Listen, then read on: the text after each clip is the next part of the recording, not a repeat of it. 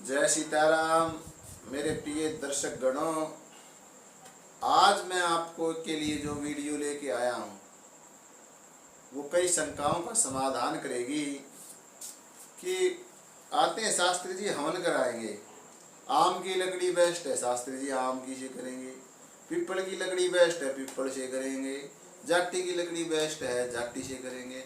आज मैं आपको इन सभी के विषय में बताऊंगा कि कौन सी लकड़ी शास्त्रों में, संविधा बोलते हैं लकड़ी को, तो संविधा से आप नहीं समझोगे इसलिए मैं लकड़ी का प्रयोग कर रहा हूँ। तो कौन सी संविधा का प्रयोग करें यज्ञ के अंदर, हमारा आज का विषय यही है।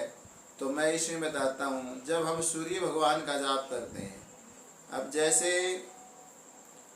जैसे अब शादियाँ आ रही हैं तो कई बच्चों का सूर्य नष्ट होता है और हम शादी कर देते हैं, तो उसका जो प्रतिफल है वो अच्छा नहीं मिलता।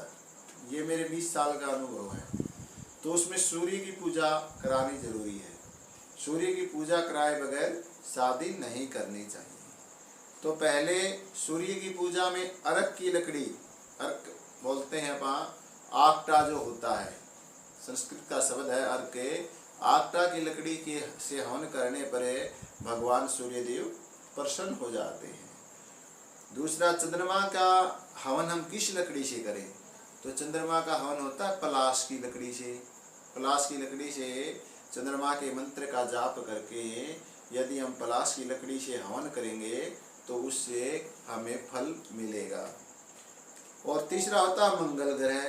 मंगल ग्रह में खैर की लकड़ी होती है, इसको संस्कृत के अंदर खदिर बोलते हैं। ये खैर की लकड़ी से हवन किया जाता है, तो इसे मंगल का हवन होता है।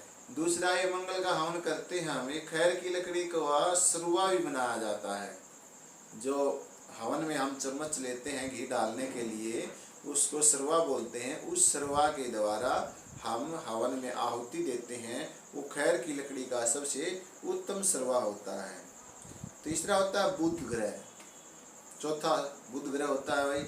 तो बुध ग्रह में अपामार्ग की जड़, जिसको अपन ओड़ा काटा बोलते हैं, अपामार्ग की जड़ को ला करके, अपामार्ग उसको सुखा करके उससे आहुति देते हैं, उससे हवन करते हैं, तो बुध ग्रह शांत हो जाता है। वैसे बुध ग्रह किसी को निषेधता, क्योंकि बुध के पास में अपनी खुद की पावर नहीं है, इसलिए बुध ग्रह न तो गलत करता है न सही करता है। जिस ग्रह के योग में आता है उसके अनुसार ही यह फल देने वाला होता है। तो प्राय बुध ग्रह का हवन कम ही हो पाता है, क्योंकि ये सौम्य ग्रह है लेकिन ये नुकसान कारक नहीं है।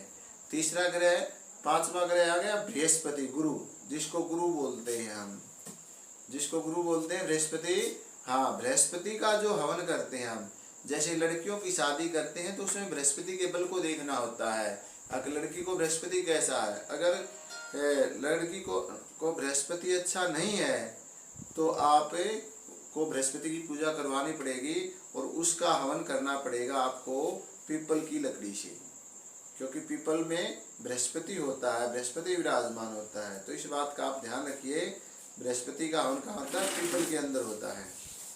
फिर उसके बाद आता है शुक्र ग्रह। शुक्र ग्रह में गुल्लर की लकड़ी, जिसको संस्कृत में ओडम्बर बोलते हैं, गुल्लर की लकड़ी से हवन किया जाता है। शुक्र ग्रह की जब खराब चलता है तो इसमें गृहस्थी जीव को बहुत सारी समस्याएं आती हैं शुक्र के प्रभाव से। और फिर होता है उसके बाद शनि ग्रह की लकड़ी कैसे होगी, शमी का वृक्ष की जो लकड़ी होती है वो शनि ग्रह की होती है, और इस चीज़ के हवन करने से शनिदेव भगवान प्रसन्न होते हैं। और शनि का पूजा पाठ, शनि का मंत्र शनि के मंदिर में ही करवाएं, अति उत्तम रहेगा। और उसके बाद होता है राहु की। राहु की हम पूजा करेंगे, हवन करेंगे तो दुर्वा से करेंगे। दुर्वा से हवन होता है राहु का। दुर्वा से जैसे हवन करेंगे तो राहु प्रसन्न हो जाता है हमारे ऊपर और हमें आशीर्वाद देता है राहु भगवान। उसके बाद केतु। केतु जैसा कि नाम है, केतु से कुशा, कुशा के हवन करने से केतु भगवान प्रसन्न हो जाते हैं। और केतु, राहु इसमें अत्यंत ही कष्ट देने वाला होता है। केतु इतना कष्ट नहीं देता, राहु ज्यादा कष्ट देता है, इसलिए राहु की पूजा विस्तृत होती है। 18,000 मंत्रों का जाप होता है, वैदिक जाप भी कह सकते हैं हम उसको। वैदिक जाप के द्वारा इसका निवारण किया जाता है। लेकिन राहु का जो जप किया जाता है उसका फल वो अतिशीघ्र मिल जाता है राहु का जप करने से। तो इसमें सावधान रहें, यदि ब्राह्मण राहु का जाप करता है तो उसको भी दिक्कत आ सकती है, इसलिए राहु का जाप सावधान होकर करना चाहिए। इस प्रकार केतु बताया, 9 ग्रह बताए, इनकी संविधाएं बताई, लेकिन कहीं भी आम का वर्णन नहीं है। संविधा के अंदर यदि आप देखोगे तो आम की लकड़ी का वर्णन कहीं भी नहीं है। तो इसमें बताया गया है कि आम की लकड़ी का आजकल का जो प्रचलन है वो आम की लकड़ी का हवन करने से प्रचलन बना हुआ है, लेकिन ऐसा नहीं है। तो वायु पुराण के अंदर और अग्नि पुराण के अंदर संविधा का वर्णन है, परंतु इसका मैं श्लोक बता देता हूँ। इसमें दिया गया है, ये है वायु पुराण का ऐहनिक सूत्रावल्याम वायु पुराण के अंदर है। तो इसमें पलाश फल्गु निवृधा पलक्षः अश्वत्थः विकंकिताः उदम्बरस्तथा बिल्वश्चन्दनो यजयाश्चये